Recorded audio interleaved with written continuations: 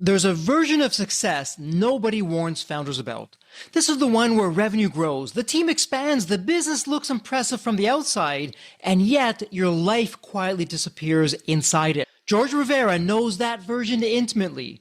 Before launching Buyback Time Formula, George built and scaled multiple 7 and 8-figure businesses, including a supplement brand that surpassed $200 million in sales.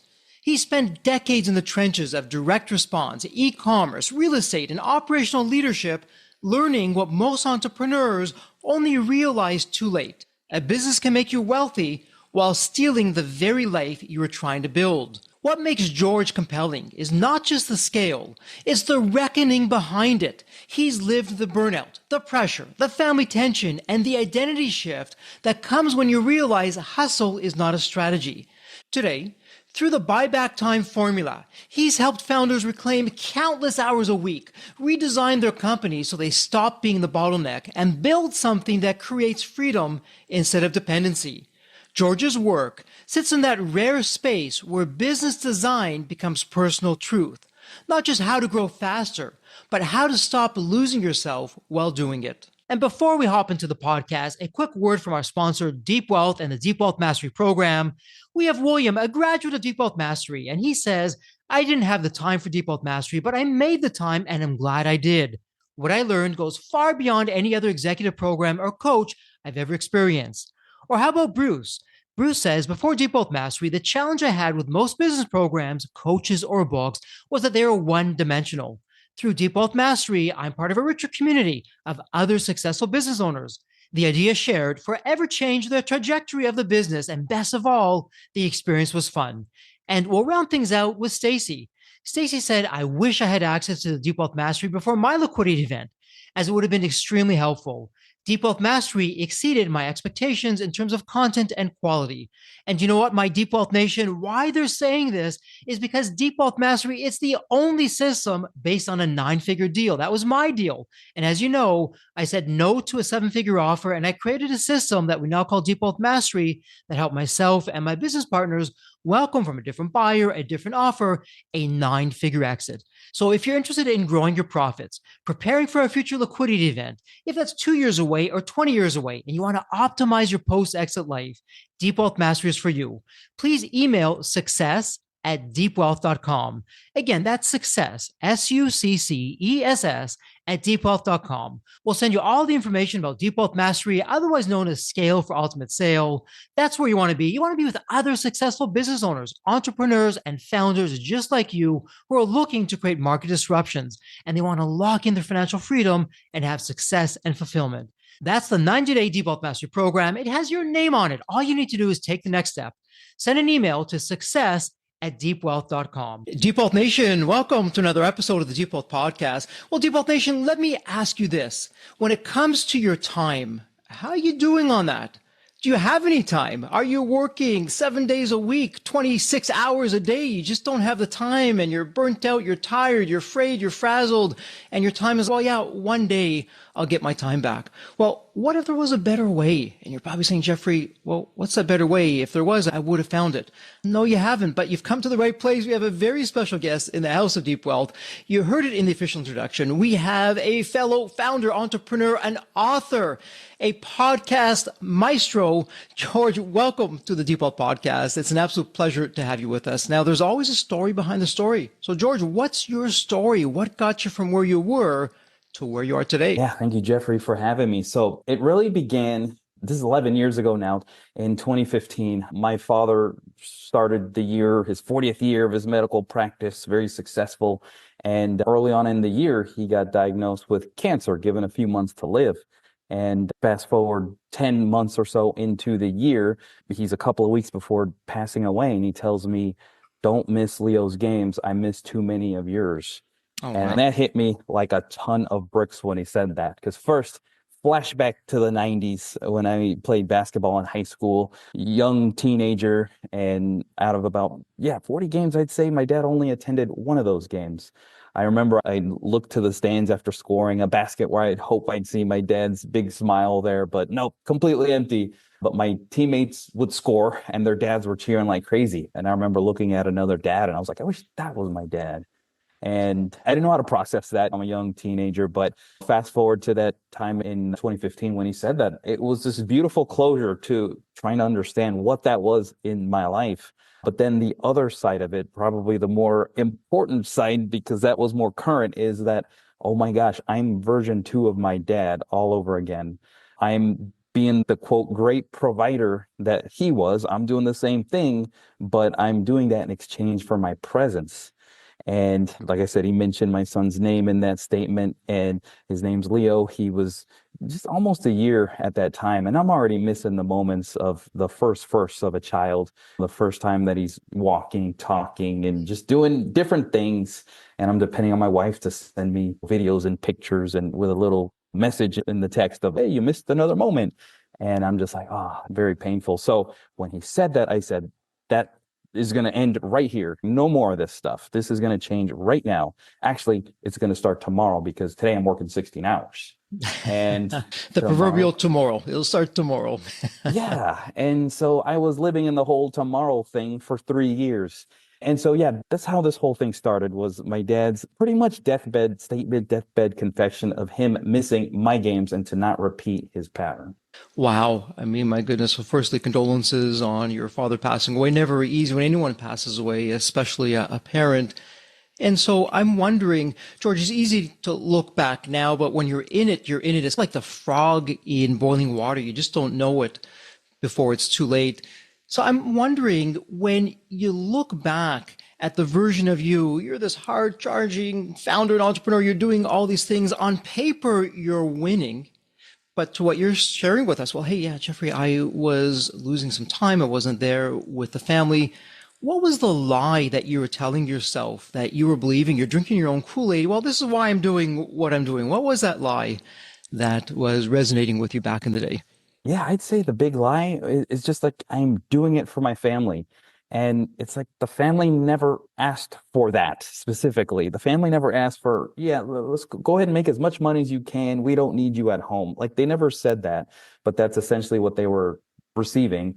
And I would justify that over and over in my head that, yeah, I'm doing it for my family. Yeah, I give them nice homes, nice cars, trips to Europe. That should be fine. When in reality, I've got my wife living like a single mom, my children living like they have no dad. And so I realized that this cannot continue. But like I said, I kept pushing it till tomorrow because all of the business fires, it kept pulling me back in. I thought I was delegating, but it would just boomerang back up to me. I'd rob from the future and just say it's quicker if I do it myself. And it is in the moment, but I'm training the team to depend on me. And the moment I step away, the whole thing falls apart and I have to come back in and rescue it. So yeah, it's this constant just living on edge. And it's, yeah, I know I need to be with my family, but who's going to do all this other stuff? And I got to pay the bills, support the lifestyle. And so, yeah, that's just the vicious cycle, the vicious lie that I tell myself. And I've noticed a lot of other people tell themselves the same thing. Yeah, it's so interesting as you're talking with that. You're actually bringing me back to one of the very first questions that we ask. So when someone joins the Deep Wealth community, and specifically they're going through the Deep Wealth Mastery system, the very first question we ask, and we're specific about this, we say, okay, Jeffrey, does your business run without you? Yes or no? Nothing in between. I don't want any stories. And George, we usually get stories and ums and ahs and, well, let me tell you about this. And sadly, even if there's a leadership team that the founder is paying terrific money for, these incredibly talented people, when we speak with the leadership team, it's, well, no, we don't run the company. Everything's got to go through the founder. And so I hear you on that, because to your point, and ideally, and what we promote here at Deep Wealth, is the business has got to run without you. And Deep Wealth Nation, I want you to go to the show notes, because in the show notes, everything that we're talking about is going to be there. But there's also the opportunity for you to pick up this tried and proven system, the buyback time formula. Pick up George's book, go through that. It'll bring you into a world that you never thought was possible. And you'll learn all the strategies, the tips, and the insights that are there. Let me ask you this, George, very high level. When a founder is going through your system now, what part of that identity of that person has to be put off to the side and a new identity comes forward? So as I'm implementing the formula, what part of me is being either born or reborn? It was always there, but this lie that I'm telling myself, the business needs me. I'm the only one that can do this. The business is better off with me doing this as opposed to someone else. What's the new Jeffrey that's showing up? Yeah, well, the belief of I'm the only one that can do this needs to completely change. And you need to be open to the opportunity and the fact that other people can do the things that you shouldn't be doing way better than you can do it. I used to have this philosophy of, okay, if I'm 100%, then somebody at 80% should be good enough. And I can just live with that 20% breakage, if that's what you can call it, or whatever, the Sure. 20% difference. But I realized when I get out of the way, they take their what I would call 80% to 120 compared to my 100. And I'm like, why the heck was I even doing that in the first place? And when I did this with my first initial thing where I didn't just assign the task, but I delegated the outcome so that they knew what the outcome looked like, that's when I first got my first taste of freedom. And when I did that, I got addicted to doing this more and more with other things. And I was like, oh my gosh, this thing works and I'm all in. So it takes to see a little bit of that initial success that delegating the outcome does work. And when you do that, you cannot unsee that. And you want to do that with everything, but it starts with that first step. And George, I absolutely agree with what you're saying. Even if it's 80%, even if it's 70%, 75%, the difference there and to what you're saying, and Deep Wealth Nation, think about this. If somebody on your team is focusing exclusively on this one area, even if they're 80% as good as you, well, that's 80% all of the time. And George, to your point, if as a founder, we're doing what we do right and we bring the right person, these A players on board, hopefully they're smarter than us. They're better than us. But even if they're not, that's all they're focusing on. And it'll take the business, that area, to the next level. So I'm wondering, when you're working with your clients, it's one of my favorite questions in this type of scenario. Some people call it Pareto's Law or the 80-20 principle. Yeah, Jeffrey, 20% of these reasons here of why founders tell me that they're the only ones that can be doing it or that they don't have time, it's creating 80% of the challenges, otherwise known as opportunities for them. Are there some general patterns that you're seeing when you first start working with your clients, with the founders of, yeah, Jeffrey, these are the ones that are really holding us back? Yeah, I'd say one of the biggest things that I see with founders is that there's just no guardrails in their calendar. And just having some guardrails will initially or instantly prioritize the tasks and the activities that they're doing in their business. And it's going to force them to prioritize, should I even be doing this to begin with? And if I am, how do I do it in the most efficient manner? Because when you don't have any guardrails to your calendar, that's where people find themselves saying, I just don't have enough time. And I guarantee you, it's not really a time issue. It's more of a structuring your calendar and working on the things that you should be doing kind of issue. And I've heard it before where founders will say, oh no, my system's different and unique. And I guarantee you, it might feel that way to you, but once you get the process down and you delegate that with true ownership, not just tasking it down, then you'll see that system that is so like proprietary is going to be easily repeatable, because right now it just lives in the founder's head and they've never had a way in most common cases that I see of getting that out there and documenting it properly, showing them what the outcome looks like, and then properly saying, you own this now, communicating that clearly. So that's the first step to getting some of these more what I call complex, or what we might think as complex tasks, off the plate of the founder so that the business can grow without them. Absolutely. You're preaching to the choir here, George. Love everything that you're saying. So when you talk about guardrails, can you give us some examples of putting some guardrails in our calendars to protect ourselves from ourselves? What does that look like? What's going on there? Yeah, absolutely. So like, for example, when I work with a client, I might say, okay, we're going to 30 hours a week max. That's the time we're committing to working in the business. And over time, adjust according to the founder's goals. But that's like where we start. And that instantly will compress all the activities that they're doing and force them to prioritize.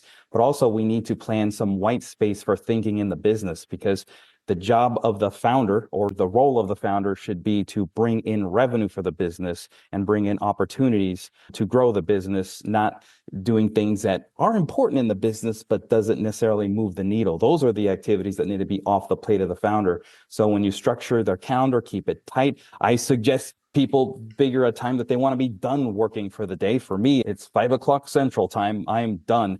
And anything that I didn't get in that day rolls over into tomorrow in a structured format. And so that's the first thing I recommend, is just structuring the calendar, and you'll see how quickly other things fall into place when you respect those guardrails. And so it sounds like with the calendar, either mentally or actually in the calendar itself, we are blocking out certain times. So in your case, as an example, hard stop, 5 o'clock onwards, maybe you're putting something in the calendar. It's George time or family time or something else. So it's, hey, I just don't have the time available. How do we deal with maybe a strategy that you can suggest of it's always, well, yeah, it's 5 o'clock, one more email, one more call, one more quick minute. It's just going to take a few minutes, won't be that long. Oh, it's really important. I just want to get to that today. And I get that's a common temptation because it just feels like I'm just doing it now, so I don't have to do it tomorrow. I would be very careful to give in to that because then once you start bending the rules, there's really no stop. And you'll see fast forward 2, 3, 4 months, and all of a sudden your calendar guardrails are no longer there. So as painful as it might be in the beginning, because we're breaking years, maybe decades of habits, I encourage my clients to stick to the guardrails because once you get this a few months down the line, I hear it takes 21 days to establish a habit. Once you have that established, you're going to think so much clearer. It's going to make the time that you actually do work much better because you're no longer like spreading your thinking across the day and diluting the energy. And so that would be my biggest reason is to establish the pattern. And then the time that you stop, that's the ideal time to give back to the family. Most of the founders that I talked to were like the me of 10 years ago. We're giving our all to the business. And yeah, maybe there's a season to do that, but at some point that starts to cost your presence at home. So if we're doing it to get our presence back at home, then let's have a hard stop and we'll make a habit of rolling anything that didn't get in today. We'll roll it into tomorrow. And what I'm hearing you say is, hey, as important as it may seem at that time, let's take the long-term view. If we fast forward a year or 5 years or 10 years, are you really going to remember that? Did it really make that much of a difference? And George, there's always exceptions. I would imagine, though, if we put the outliers off to the side, the short answer is no, it's not going to make a difference. You're not going to remember it.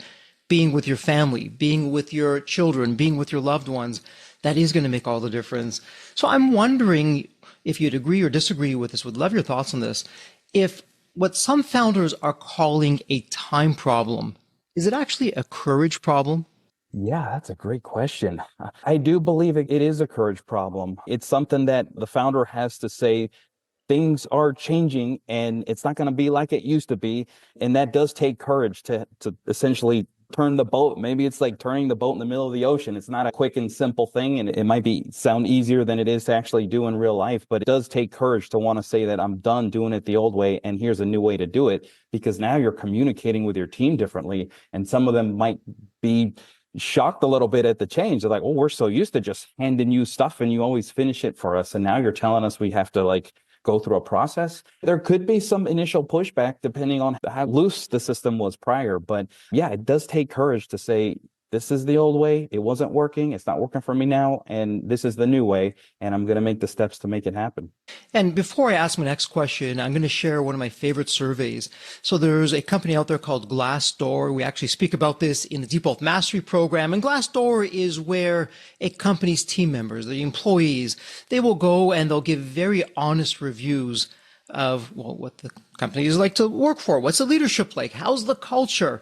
Why that's important is if I'm going to raise some capital, raise some investment, or if I'm going to be selling the company, I want to know what the investors are going to be finding out about my company before they find out about us. Or even if I have no plans to get some investors in or sell the company, my future clients are likely going to go to Glassdoor and, hey, this company that I'm looking to work with, what do they really like behind the scenes? So Deep Wealth Nation, always see, is your company in Glassdoor? If it isn't, it should be. And if it is, what are your people saying about that? So with that said, what was interesting is Glassdoor did a survey. This is going a little while back. And they asked people who had either been in a position for quite some time or they took a new position, a new opportunity. Why did you stay or why did you leave? And at first blush, my initial instincts were, well, it's probably the money. They're either getting paid a lot or they got another opportunity where it's too much money to say no to.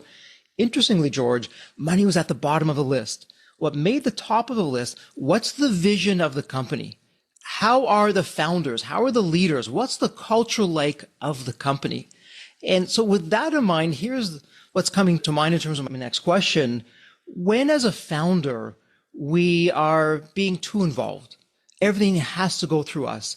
What are we telling our team, not operationally, but psychologically? What's the team walking away with, not on our words, but on our actions? Would love your thoughts on that. Yeah, it's that the founder, you don't trust your team. You're not confident in their ability to do the job. And you're telling them and training them by your actions is everything needs to run through me, even if you're not like literally saying that. And so if you make yourself so available that your team can constantly ping you for feedback and you don't give them the guardrails to protect your time and have other methods of approaching you in a structured way, then yeah, it's just like open season on your time and you lose that role of leadership. And I think that most founders think that they're like being good leaders by being available 24/7, but essentially you're just training the team to be dependent on you. And it's not good leadership skills because you're not teaching them or showing them how to think on their own and provide solutions on their own, even if they're fully capable of doing that. And so, yeah, I think the biggest thing is just it passes down a lack of trust and the ability to complete something on their own, and it keeps the founder tied as the bottleneck in the business. And so as you're talking about this, we've gone through, okay, here's what's going on. Here's what is. This is what could be. Let's fill in the gaps now. So, George, I have either at the very least, I've picked up your book, The Buyback Time Formula, or even better, I'm now working with you. You're my mentor. You're my coach. I'm in your community. What's your secret sauce? Can we roll back the curtain? So what does it look like in terms of how long does this typically take? What are some of the results that I can see? What would I likely be feeling in that in-between stage where this is all new, it may not be so comfortable? Walk us through your system. What does it look like? Yeah, absolutely. I mean, at the end of the day, we want to remove the founder layer by layer of the responsibilities that lie on their shoulders. And we do that by delegating the outcomes, not just the tasks. So there's a process for that. But to give you an example, say on onboarding call, what I love to do is picture the outcome at the beginning. And I'll say, look at your calendar 6 months from now and block out a couple of weeks for your 2-week vacation that we're going to take, founder's going to take. And usually they like pause, take a deep breath and say something like 2 weeks. I can't even step away for an afternoon without something falling apart. And then I look back at them because we're on Zoom or we're like sitting across each other at the table. And I'm like, great, then you need this more than you know if that is your response. And so I'm like just affirming that you're in the right place if that's how you feel. And so the next thing that I tell them is because the clock starts right now, that's how you're going to make it. And so when they can take 2 weeks off and the business, in their heads, oh my gosh, it's going to fall apart. Well, no, it's not going to fall apart. In fact, it's going to actually grow without you. That's how we know that we've reached the level of success with what we're implementing here. And so it starts by identifying in the first 2 weeks, in the first 14 days, we're going to see what the low hanging fruit is, keeping them trapped in the business. And we're going to free them of that. And that's going to get them a number of hours back initially, anywhere from 5 to 10 per week quickly. And then in the first 90 days, the goal is to have version 1 of our entire setup. And that means removing them from the bottleneck, getting them anywhere from 20 to 30 hours plus per week back. And that's time that they can use for whatever they want. I suggest giving it back to the family. And there are frameworks for that as well. And then the 2-week vacation. So people think, okay, great, we're going to get there. But yeah, how are we going to do that? Because this is some cold turkey trip we're going to take. No, we're going to do what's called an absence rehearsal test. So remember on the onboarding call, you said you were freaking out at an afternoon. Well, we're going to take an afternoon off. After the 90 days, we're taking an afternoon off. And so it's going to train your mind that, yes, I can take an afternoon off and the business doesn't fall apart.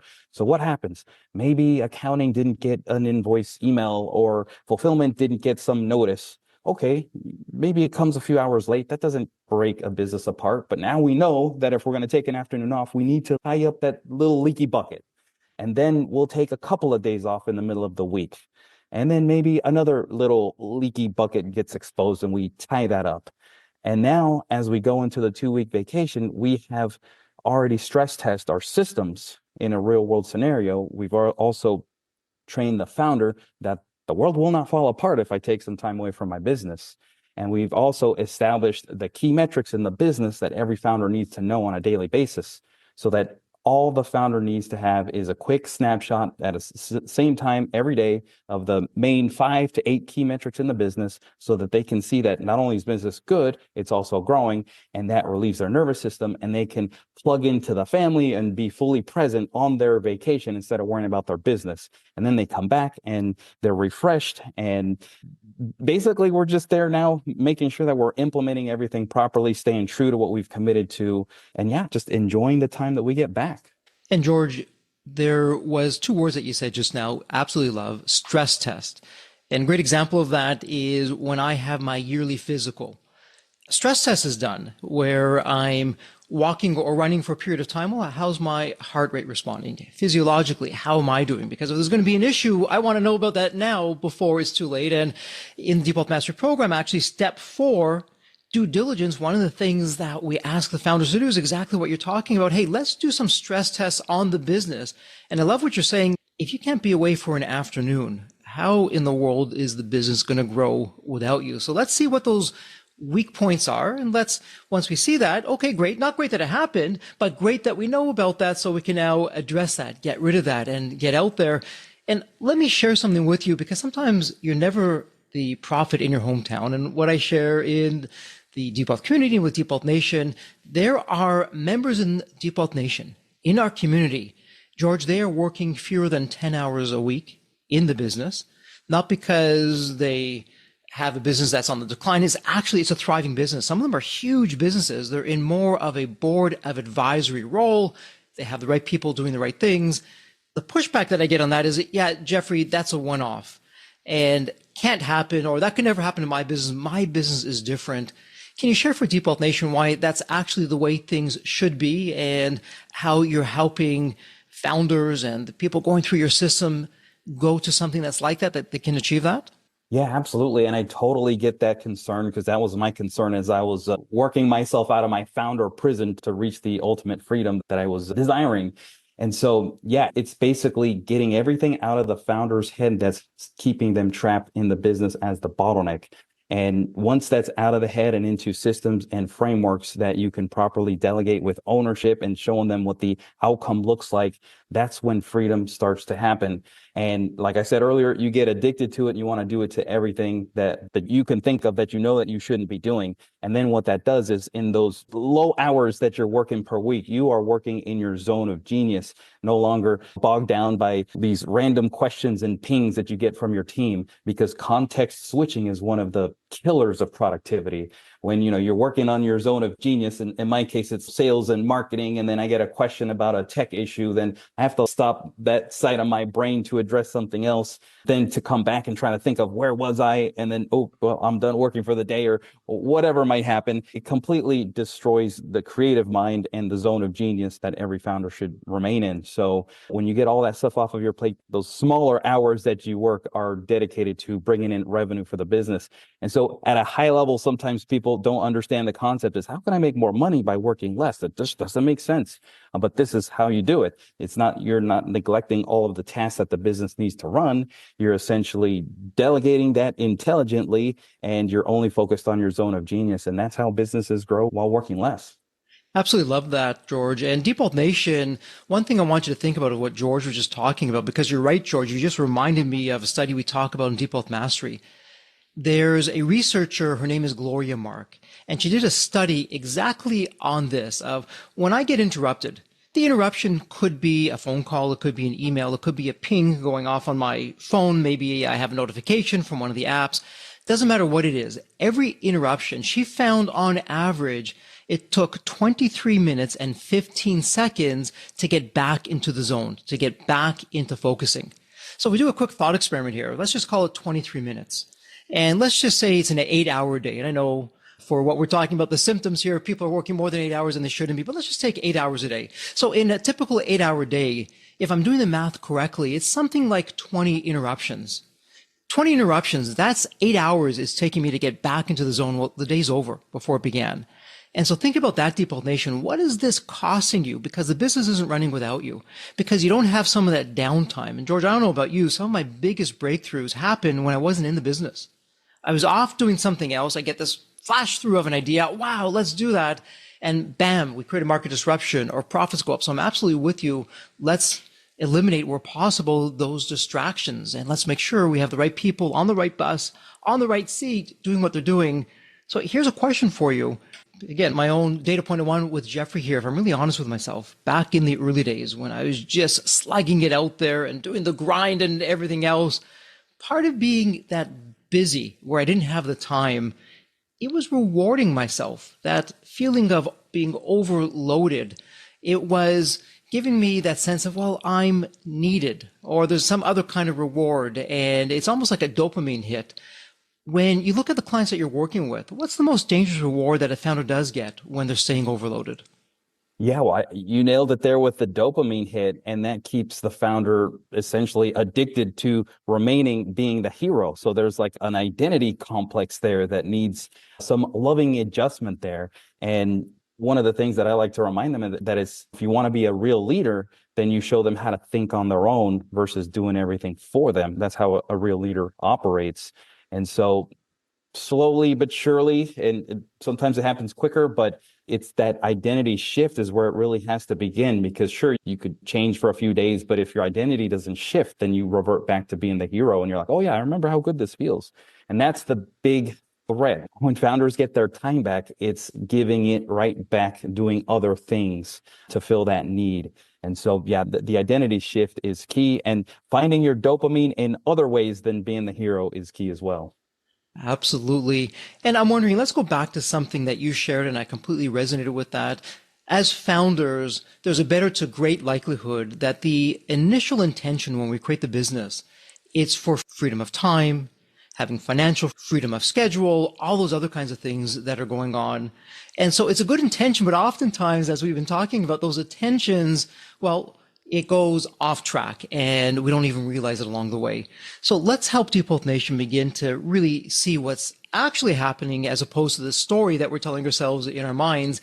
And so what would be some of the early warning signs, the first signs that a business is no longer being built for freedom, but now perhaps it's the hero complex or the founder's emotional security or the lack of courage, but it's no longer about, yeah, I'm doing this for myself, for my family. Something else is taken over. What would be some early signs of that? Yeah, I mean, at a high level, it's that you can't step away from your business without something falling apart. Most founders, they don't feel overwhelmed because they're too busy. They feel overwhelmed because the second they step away, something falls apart, or they have that fear that something will fall apart. That fear is because they've lived that reality before. So that keeps them in that trap of, I need to be here. And that feeds in what we talked about earlier, the whole dopamine of being the hero and fixing the problem. And so, yeah, that's really it, in my opinion. And George, as you're talking about that, let's circle back to something else that you actually started off with, and that was when we're so busy. Your father was incredibly busy and had all the right intentions and doing the right things for the family. Yet more times than not, as a child, you were alone or your dad wasn't there at the games that you're sharing with us. And so for Deep Health Nation, I would love for you to share not just from your own experiences, also what you're hearing with your clients. What are we really telling our loved ones, our children in particular, when we're just absent? We're not there. We're doing it for the business, which is really supposed to be for them. Sure doesn't feel like that for them. So what's the message and the impact that we're having on our children? Yeah, the impact is the business is more important than me. At least that's the feeling that I felt. And whether that's true or not, that's how it's received. And I don't think that founders intend to say, hey, I'm going to do this and not help my family, because we say we're doing it for the family. And I believe it's sincere, but we build ourselves in the founder prisoner, or we're a prisoner in the jail that we built ourselves. And we can't really see through the fog of all of the responsibility that we have to see the negative impacts that it's having, especially on our families. And so, yeah, it wasn't until I realized the impact that it was having on my family that really tipped me over the edge of having to do something right now in the middle of all that. And so that's how it happened to me. And so, Georgia, as we're talking about this, I'm wondering, I'm working with you one-on-one, you're coaching me, or I've picked up the buyback time formula, and I'm now applying your system and doing exactly what I should be doing. What typically changes first? Is it the schedule? Is it the company? Is it the identity of the person? Is it something else? What's the first to typically change? Yeah, I'd say first it has to be the identity. You have to have the commitment to want to do this, because it is a process, and it is going to be where your team who used to depend on you for everything, you're going to implement systems to remove that dependency layer by layer. So it's going to have to be an identity shift to where, not everything's going to run through me. In fact, we're going to remove as much as possible so that the business can keep growing without my presence there. And what that's going to do, it's going to free up the founder to give that time back to the family. It's going to make the business more valuable for other investors and buyers who want to look into it. And it's going to empower your team to make decisions. And it's going to be a better team as a result. When I first implemented this, I was a little nervous on how my team's going to take it, but they flourished with it and they took ownership and accountability for the various roles that they're in charge of. And it's a beautiful thing to see. So any fears that I had of doing this quickly went away, and it was easy to enjoy getting my time back as a result. And George, one of the things that came across me when I was preparing for today, I love the strategy that you deploy, and it actually begins to take apart these myths that we believe out there. One of the things that you're clearly saying, one of the strategies is, hey, my system is not time management. It's actually leadership maturity or leadership excellence. What would you want Deep Wealth Nation to know about that? Absolutely. So yeah, time management is just kind of a simple phrase that can mean a lot of things. I mean, at the end of the day, it's how to manage time better. This is way bigger than that. In fact, that doesn't even begin to explain the process here. Yeah, we are developing leaders within our company to handle things, to get us out of the day-to-day of the business, to allow us to focus on our zone of genius, and most importantly, to allow the business to grow without us. And then we're able to take that time that we bought back and give it to the family and have that leadership at home that we know that's been lacking because the business has taken it away from us. So this is really about developing the leader in both sides, in the business, developing leaders there, and then as well as at home. I like to think of the generational impact when you've got dad back in the house leading the family and the children see dad and just glowing at the presence of dad. Because I've had a number of men tell me ever since coming out with this message, oh my goodness, I didn't realize how much my children needed my presence. And it just lights me up inside to hear that, because it truly is a reflection of the impact. My previous career was in direct response selling supplements online, and they're good products and stuff, but nobody ever said, oh my gosh, your bottle of pills changed my life. I mean, sure, they get less joint pain, maybe a clearer memory, but not really like this amazing transformation. But the stories that I'm hearing from the results of people implementing this is really just exciting. It motivates me to keep going and keep getting the message out. And really, it's my dad's message that he said, and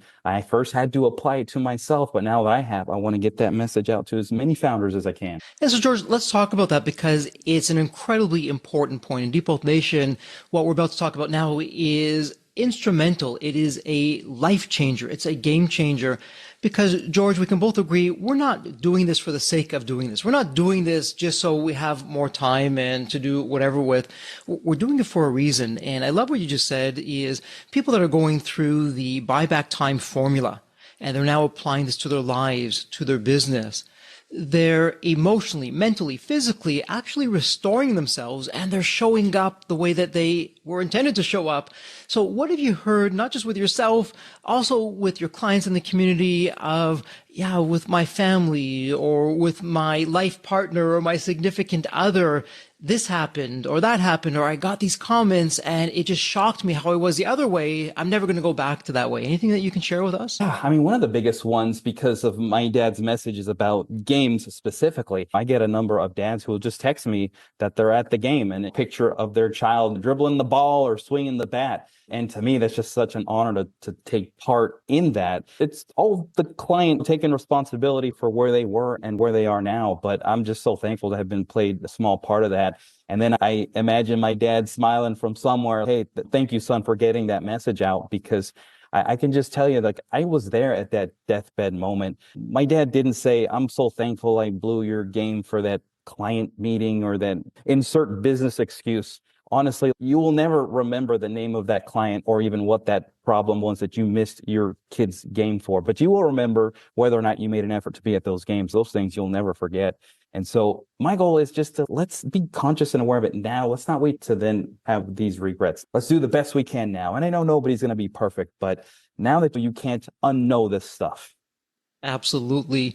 And George, let's now speak directly to the founder in Deep Wealth Nation. They're hearing us talk, they're reflecting, and they're saying, okay, wow, you know what? As I'm hearing George talk about this, sure, on paper, my business is incredibly successful. Yeah, I've got the trappings and the success and the lifestyle. I now realize it's actually a trap. I didn't realize that before. It's actually a trap, and I'm paying for it in this area or that area. I'm wondering, George, what should be the first honest question that this founder should be asking themselves right now Yeah, I would say, does the business fall apart the moment I step away? Or can I take any sort of extended time off? That could be a number of hours, could be a day of the week. And does something have to require my presence in order for it to function, run, and grow? And if the answer is yes, then yeah, I'd love to have a chat with you because I think there's some steps that need to be implemented that will get the freedom that you so desire so that you can take that and implement it at home. Because every founder that I've spoken to, they feel the lack of their presence at home is causing stress, which is making them less efficient at work. And so this is just a cycle that can affect all areas of your life. So if a founder finds themselves in that position, that's what I was born to do, is help these founders find the freedom that they so desire, but they don't believe is possible. Yeah, it's believing is seeing, but really seeing is believing. And we can go back and forth with that. But Deep Health Nation, it's a tried and proven system. It's a formula for you. The heavy lifting has been done. And Georgia, I'm wondering, as we're talking about this, let me ask a question. And that is there a question that you and I haven't covered yet? An important question that you want Deep Health Nation to know and hear and understand? Yeah, no, this has been an amazing conversation. So thank you for having me. And I'm hopeful that it's beneficial to your listeners.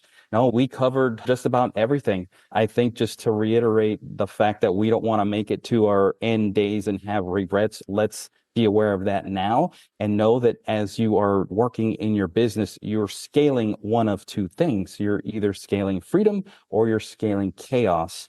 And if you scale chaos, that's how you make it to your end days, regretting the moments that you miss. You scale freedom, that allows you to get plugged into the moments, not miss those moments. And by those end days, you're going to say, when I learned that there was another way, I did my best. And you can be proud of yourself for that. Absolutely. And as you're talking about regrets, it's interesting. Studies were done of people who were having their last days. And one of the regrets that never came up was, I should have worked more, or I didn't have enough phone calls or enough meetings. And to your point, exactly, the regrets were not being with family members or not being there for certain times. And in fact, as we're talking about this, I'm thinking of one of our earlier podcasts, just when we were getting going, incredibly successful podcast guest who came on, and they actually shared this on the podcast. Books were written about them, movies were done about them. And this guest said, Jeffrey, one of my biggest regrets in life is I was so busy building my business that I neglected and lost relationships with loved ones that I just wasn't there, and they just gave up on me. And by the time I got some time back, it was too late. They were no longer there. I couldn't go back to them and say, let me make up that time, or I'm sorry that I put you through that. They had already passed away. And he was sharing, this is my biggest regret, that I never will have that opportunity to get that time back. And so to your point, we don't have to have that regret. That it's not an either or, it's not mutually exclusive, George. I love what you're sharing is, hey, I can have my cake and eat it too. I can have a successful business, likely a more successful business, and have my time and enjoy it with the loved ones in my life. So it doesn't have to be an either or, it's actually both. And you have a system that does that. So that said, let's go into wrap up mode. And here on the Deep Wealth Podcast, it's a tradition. It's really my privilege, my honor, where every guest, I ask the same question. It's a fun question. Let me set this up for you. When you think of the movie Back to the Future, you have that magical DeLorean car that will take you to any point in time. So George, this is the fun part. It's tomorrow morning. I look outside my window. Not only is the DeLorean car curbside, the door is open, waiting for me to hop on in, which I do. I'm now going to go to any point. It could be George as a teenager, George as young child, whatever point in time it's going to be. George, what are you telling your younger self in terms of life lessons or life wisdom? Or, hey, George, do this, but don't do that. What would it sound like? Well, yeah, as I get into DeLorean, I close the door, I make sure the flux capacitors working and all that, and then I go back in time. Yeah, I'd go back to when I started my business to 1995, and I would just tell myself, follow your dreams, follow people who have been where you want to be. Don't listen to people who haven't done what you want to do, because for too long I was taking the advice of people who hadn't been where I wanted to be. I wanted to sell products and start a business, and I was taking advice from people who never started a business or sold products. And I guess you could call it a little regret, but I've gotten past that. But that stalled a little bit of my initial growth, is by taking advice from people who hadn't done it. So once I finally got, that's when things really took off for me. I absolutely love this. So take advice from people who are where you want to be. Such terrific advice. And George, to your point, as you're sharing that, sometimes in our excitement, we will share our vision, our goals, our dreams with our family and our loved ones. Either they don't understand that, perhaps there's a little bit of resentment or jealousy, who knows what, but they can derail from us. And you're absolutely right. Find people who have been there. They've done that. That can be your mentor to help along the way. And it's a terrific way of shortening the missteps. Still going to make some, but at least now you're doing it with eyes wide open. And it's some terrific advice. And just before we wrap up, someone in Deep Wealth Nation, they want to speak with you. They want you to maybe come and even speak to their company, or they want you to coach them and give them these incredible strategies that they can take back their time and get their life back. Where would be the best place online to reach you? Yeah, you can go to buybacktimeformula.com. There you'll see the ability to book a time with me. And yeah, we can discuss and chat. There's links to my book there. I host some live events, dinners at my home. I post daily on socials. So you want to come into my world, you want to start at buybacktimeformula.com. I'm easy to get a hold of, and I'm looking forward to the conversation.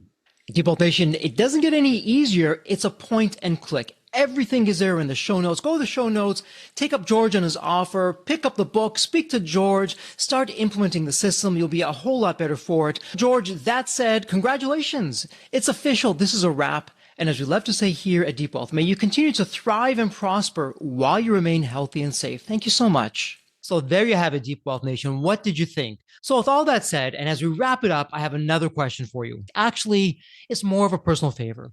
Did you find this episode helpful? Have you found other episodes of the Deep Wealth Podcast empowering and a game changer for your journey? And if you said yes, and I really hope you did, I have a small but really meaningful way that you can actually help us out and keep these episodes coming to you. Are you ready for it? The dramatic pause. I'll just wait a moment. Drum roll, please. Subscribe.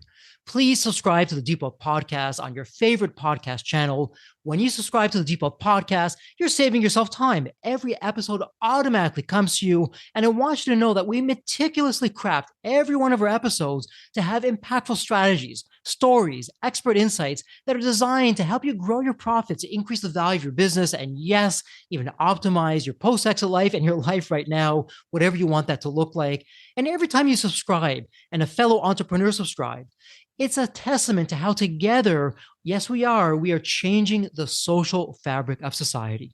One business owner at a time, one liquidity event at a time. So don't let the momentum stop here. Subscribe now on your favorite podcast channel. You'll never miss an episode. You'll be the first to hear from the top industry leaders, the innovators, the disruptors that are really changing and shaping the business world. And maybe you're commuting, maybe you're at the gym, maybe you're taking a well-deserved break that we spoke all about on this episode.